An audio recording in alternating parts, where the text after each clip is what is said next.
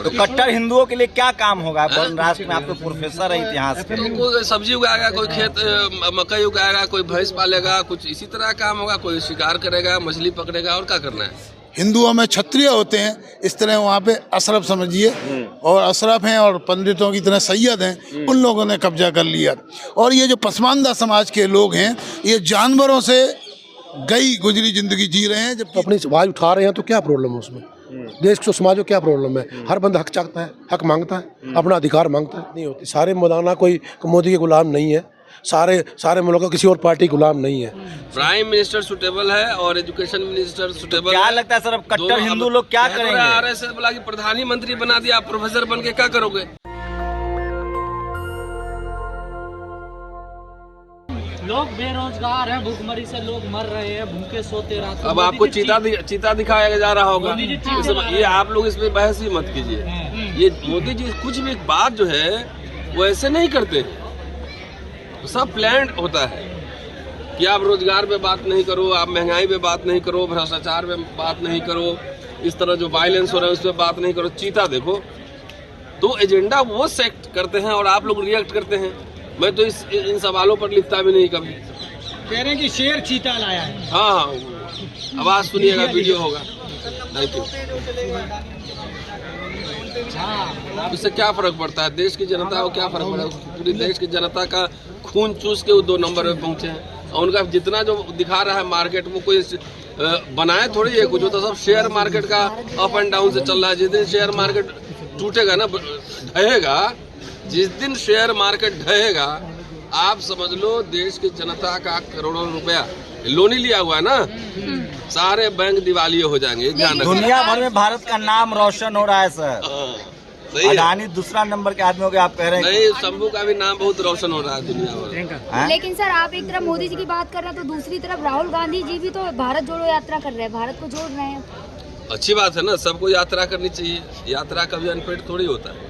उसमें एजेंडे पे बहस होनी चाहिए, एजेंडे पे बहस होनी चाहिए। भारत यात्रा के साथ साथ क्या क्या एजेंडे होंगे, इसमें बहस पे हो रही है सर। इसीलिए उस ट्रैप में मत फंसिए। बार बार चीता, बिल्ली, मुर्गी सब दिखाएगा, इसमें फंसने का नहीं है। वो आपको आपके रियल मुद्दों से जो है ना डेविएट कराना चाहता है। इकोसिस्टम ठीक होगा देश का। ठीक है, बढ़िया, देखते हैं ना, चुनाव तो आगे। सर दिल्ली यूनिवर्सिटी में OBC के प्रोफेसर के लिए वैकेंसी थी, कहा नॉट फाउंड सुटेबल। मतलब 60% आबादी वाला एक भी सुटेबल आदमी नहीं है, कट्टर हिंदू OBC। सिर्फ यहाँ पे home minister, education minister, HRD minister और प्राइम मिनिस्टर सुटेबल है। बात मेरी समझ गए? प्राइम मिनिस्टर सुटेबल है और एजुकेशन मिनिस्टर सुटेबल। क्या लगता है सर अब कट्टर हिंदू लोग क्या करेंगे? RSS बोला कि प्रधानमंत्री बना दिया, आप प्रोफेसर बन के क्या करोगे? प्रधानमंत्री, HRD मिनिस्टर सब बना दिया, आप राइट्स ले क्या करोगे प्रोफेसर होके? तो इसलिए एकदम ताल ठोक के यहाँ मंत्रालय और प्राइम मिनिस्टर और HRD मिनिस्टर के नाक के नीचे दिल्ली यूनिवर्सिटी में NFS हो रहा है। तो कट्टर हिंदुओं को क्या सलाह देंगे? कट्टर हिंदू OBC को उनको सोचना चाहिए कि कट्टर बनना तो चाहिए। अपने अपनी जात के हिसाब से काम कीजिए। यही तो वर्ण राष्ट्र बना रहा है BJP RSS। वर्ण राष्ट्र, हिंदू राष्ट्र नहीं, ये वर्ण राष्ट्र बन रहा है। हाँ, रोज नया वर्ड चलता है, वर्ण राष्ट्र बन रहा है। इसमें अपने अपने वर्ण के हिसाब से आपको अपना ड्यूटी काम करना तो पड़ेगा। कट्टर हिंदुओं के लिए क्या काम होगा वर्ण राष्ट्र में? आप तो प्रोफेसर है इतिहास के। तो कोई सब्जी उगाएगा, कोई खेत मकई उगाएगा, कोई भैंस पालेगा, कुछ इसी तरह काम होगा। कोई शिकार करेगा, मछली पकड़ेगा, और क्या करना है।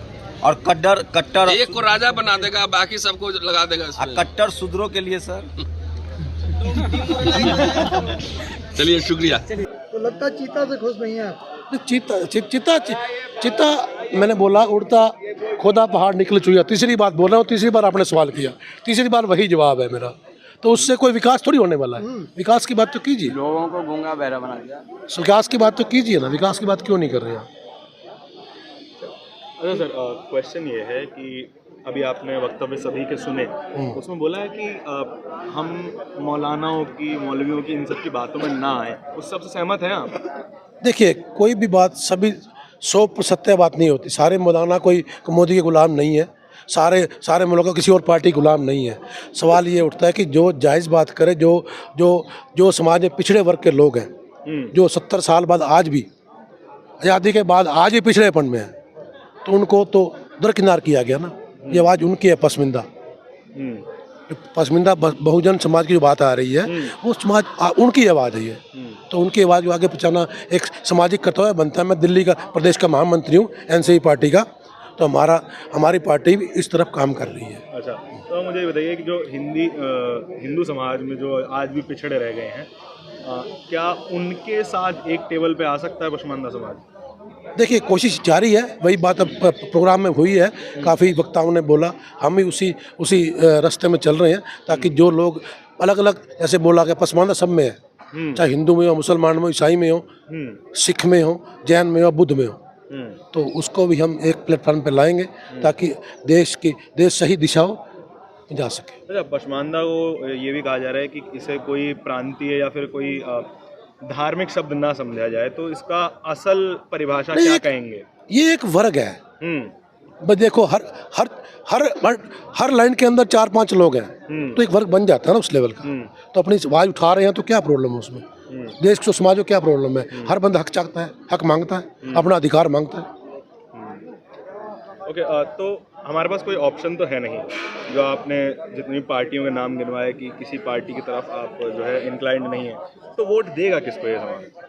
नहीं, वोट को देखिए अभी जो दूसरा मोर्चा हमारा है विपक्ष का है, अभी मजबूत होने जा रहा है, महागठबंधन होने के तैयार में है। उनके भी ज्यादातर नेता अपर कास्ट हैं, सवर्ण हैं, उनको भी कभी उन परेशानियों से नहीं गुजरना पड़ा, तो उनसे आप न्याय की उम्मीद कैसे कर सकते हैं? नहीं, न्याय की उम्मीद तो देखो की जा सकती है। हर वक्त एक बात नहीं होती आदमी, कभी कोई व्यक्ति 2 रोटी खाता है, कभी 1 रोटी खाता है, कभी धूप होती है, कभी छाँव होती है। ऐसा कभी नहीं हो सकता कि एक आदमी अड़े हो जाए उसी दिशा पर चले।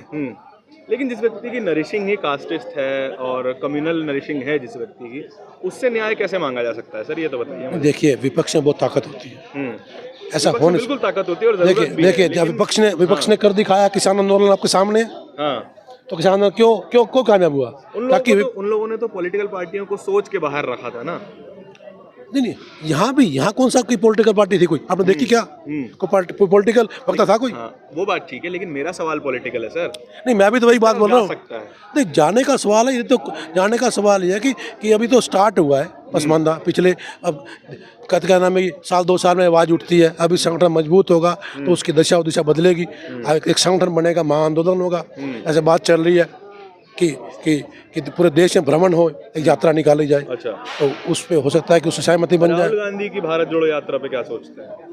देखिए उनकी अपनी सोच है, अब वो हाशिए के कगार पे खड़ी हुई है कि क्या जैसे कि हाशिए पे है, उसके साथ अभी क्या नाम है कि आज जो उन्होंने बोला भारत जोड़ो की बात की है, उनकी अपनी सोच है कि देश हमारी तरफ आएगा, कि हमारे को आगे बढ़ाएगा। देखते हैं क्या होता है। वोटर के ऊपर डिपेंड करता है कैसा उनका रुतबा है।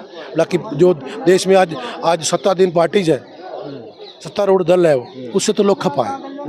अच्छा, आगे सवाल मेरा मीडिया की ओर है। मीडिया जिस तरीके से मुसलमानों का पिक्चराइजेशन करती है कि ये तो सिर्फ उपद्रव करते हैं, और जो है हमारे प्रधानमंत्री भी कहते हैं कि जो उपद्रव कर रहे हैं उनके कपड़ों से पहचाना जा सकता है, उनकी तरफ क्या विचार है? देखिए, हिजाब और कपड़ों की बात नहीं कर रहा मैं, उससे कोई पहचाना नहीं जाता।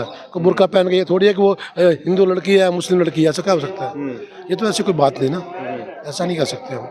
सर, आज जो भी बातें हुई उनमें ये भी कहा गया कि हमें मौलानाओं की बातों पर उतना भरोसा नहीं करना है, और जो है अगर इस्लाम मानना भी है तो अल्लाह का इस्लाम मानिए, मुल्ला का इस्लाम ना मानिए। तो उस पर आप क्या विचार रखते हैं? देखिए, मैं तो इस पे सैकड़ों मेरे इंटरव्यू हैं। मैं तो वक्फ बोर्ड की वक्फ बोर्ड में जितनी घोटाले थे उसके लिए मैंने इंटरव्यू किए, और उसमें मैंने बताया कि जो 90% वक्फ बोर्ड की संपत्ति तथा पॉलिटिकल पावर हैं वो केवल अशरफ लोगों ने हथियाई हुई है, और वो अशरफ लोग 90% जो अर्जफ अजलफ हैं उन लोगों को बल गला के उनका शोषण कर रहे हैं खुदा के नाम पर, मुसलमान के नाम पर। जबकि और ये जो बात है, आज जो बात आ रही है पसमानदा समाज की, ये बात मैं पिछले 3 सालों से ये रख रहा था, और काफ़ी मैंने, आपको पता है, चाहे वसीम रिजवी हों, चाहे नकवी हों, चाहे शहनवाज हुसैन हो, चाहे आरिफ, जितने भी बीजेपी के में मुस्लिम नेता हैं, ये सब अशरफ लोग, जो कि जैसे हिंदुओं में क्षत्रिय होते हैं, इस तरह वहाँ पे अशरफ समझिए, और अशरफ हैं और पंडितों की तरह सैयद हैं, उन लोगों ने कब्जा कर लिया। और ये जो पसमानदा समाज के लोग हैं, ये जानवरों से गई गुजरी ज़िंदगी जी रहे हैं, जबकि इतनी संपत्ति मुस्लिम समाज के पास है। मैंने खुद इसको बताया था कि 25 लाख करोड़ से ज़्यादा की संपत्ति वक्फ बोर्ड के पास है। उसके अलावा 300 से ज़्यादा सीटें हैं जहाँ पे मुस्लिम सांसद या विधायक हैं, लेकिन उनमें से 270 केवल अशरफ के पास हैं, जो कि वास्तव में 2 या 3% है। क्योंकि इनमें क्या है लेकिन जब उत्पीड़न की बात आती है तो उसमें तो अशरफ या फिर पशमानदा ये सब नहीं देखा जाता है, वो तो मुसलमान देखा जाता है ना। तो अभी ये नेता आवाज़ उठाते क्यों नहीं है? अभी तक क्या है कि मुस्लिमों में इंटेलेक्चुअल नीचे लेवल में बहुत ज़्यादा दबाए गए, उनकी बात सामने ही नहीं आ पाई, और उन मुस्लिमों के सहारे कुछ मुस्लिम नेता लगातार दोहन करते रहे और फ़ायदा उठाते रहे उनके लिए। वो आज भी चल रहा है। आज पहली बार ये वाली बात मैंने पिछले 2 साल से मैंने ये वाली बात उठाई थी कि इसके अंदर भी अलग अलग जातियां हैं, जाति वर्ण हैं, 100 से ज़्यादा बरेलवी, देहलवी, है ना, इसी तरह चौधरी, अलग अलग जातियां। और अभी भी जो हरिजन मुस्लिम बने, उनको अभी भी वो हरिजन ही मानते हैं। अभी जो और जाति के शेड्यूल कास्ट के लोग बने, उनको आज भी वो दर्जा बनने के बाद में वो धर्म में बन तो गए, लेकिन बनने के बाद भी उनका शोषण उसी तरह करते रहे।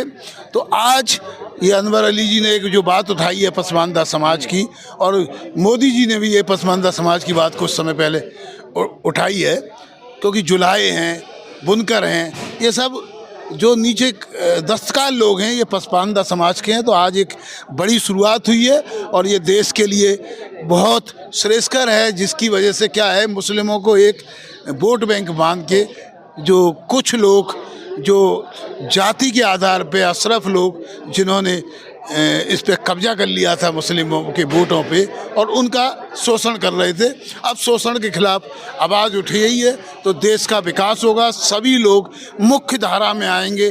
और आपको पता है जितना शोषण होता है, जितने दंगे होते हैं, जितनी मॉब लिंचिंग होती है, ये सब अशरफ लोगों के साथ नहीं होती। वो लोग तो बड़े बड़े DPS में पढ़ते हैं, उन्हीं के साथ उन्हीं के यही लोग हैं जो पढ़ते हैं मदरसे में।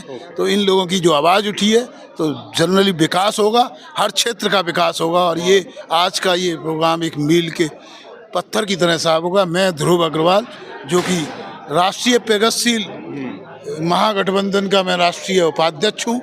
नेशनल दस्तक की आपसे गुजारिश है कि अगर इसको बचाना चाहते हैं तो नेशनल दस्तक को सब्सक्राइब करने के लिए रेड कलर के सब्सक्राइब बटन को दबाएं, फिर बेल आइकन की घंटी दबाएं। नेशनल दस्तक को बचाने के लिए बहुत ज़रूरी है कि हर खबर को शेयर करें, लाइक करें, कमेंट जरूर करें।